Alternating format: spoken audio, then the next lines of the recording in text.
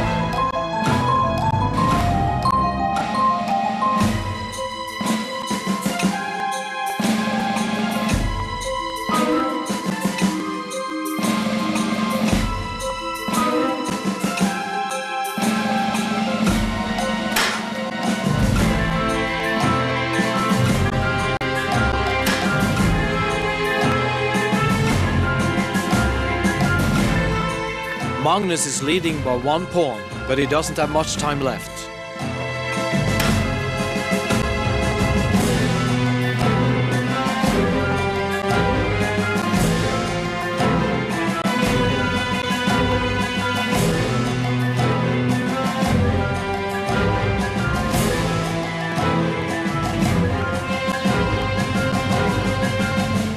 A draw. It's a sensation. Couldn't beat Magnus.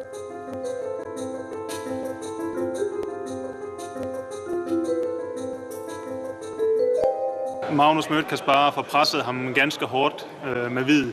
Det blev remis. Bare det, at han ligesom spiller lige op med Kasparov i et enkelt parti. Jamen det tror jeg er et drøm for mange spillere, og det lykkes for en 13-årig. Det beviser et stort potentiale.